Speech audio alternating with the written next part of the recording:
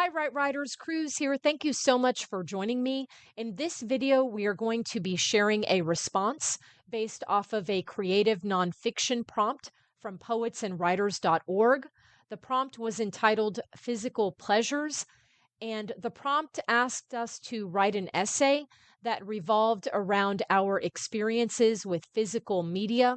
Specifically, they asked us to focus on the differences in using various types of media and ideas about convenience, possession, and preservation. And so, to that prompt, Right Writers, I have an essay entitled No to 8 Tracks, Yes to Albums. When I was a kid, my parents did not order magazines or newspapers. Rarely did we have our hands on tangible forms of media.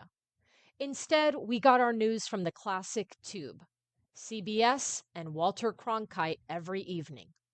Nothing would prevent my dad from sitting in front of that screen to learn what was happening in the world, from hostage crises to oil embargoes to stock market collapses to the AIDS epidemic.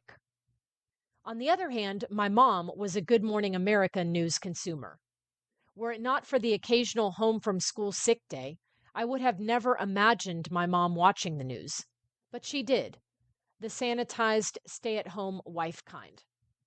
Yep, media in our house arrived in the form of whatever was on television. The only tangible objects I remember as a kid were 8-track tapes, and my sisters and I were never allowed to touch those sacred plastic boxes. When we would all pile into the Dodge Aspen, perhaps on a late Sunday afternoon for ice cream at Carvel, my parents would grab a stack of those giant cartridges and forget they had any children at all. If we wanted to have a conversation, it would have to be in the back seat with each other, because once their music started, mom and dad were in a world of their own.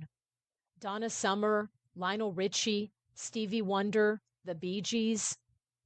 At some point, my sisters and I realized that we were being ignored. So, like any kids in the late 70s and early 80s, we adapted.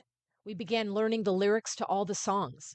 And to this day, my second sister and I can belt out most songs from those artists or any artists showcased on solid gold. I have my own memories of tangible media, things that I was allowed to touch as a kid. I could not have been older than 7 when I had my first record player along with a few albums. I remember 2 distinct Disney records, one from Snow White, the other from The Jungle Book. Today, it strikes me as strange how hard my parents were on us in touching any of their music, yet they allowed me, a 7-year-old, to handle my own record player and albums. Albums seem so delicate and fragile compared to the boxy 8-track.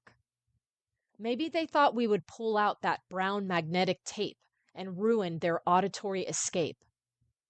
As an adult, it is the best reason that I can come up with as to why we could not touch their 8-tracks. Because, of course, handing a child a 12-inch vinyl disc, a flat frisbee, and a record player with a sharp needle feels more age appropriate. And there you have it, Right Writers. No to 8-tracks and yes to albums. And that was creative nonfiction, thanks to, again, poetsandwriters.org. Let's take a look at our prompt for next week, also from poetsandwriters.org.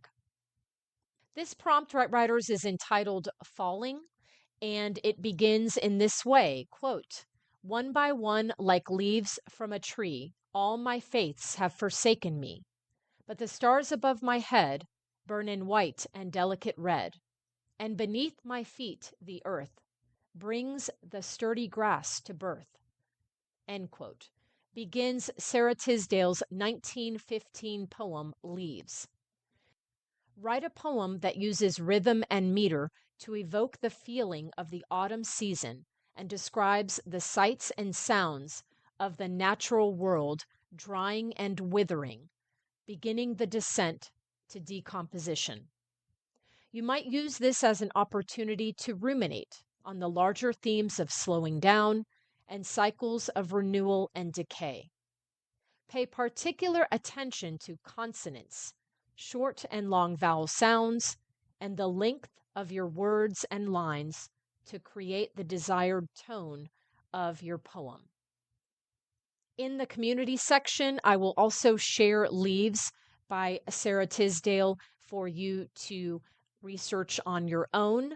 But I am really excited, Right Writers, as I pretty much am every week. It's one of, my few creative outlets where I can just let go and fall into something unusual and unique and different. Thank you so much for joining me, Right Writers. Look forward to seeing you all again next Tuesday. Take care. Cruise out. Love you guys. Bye bye.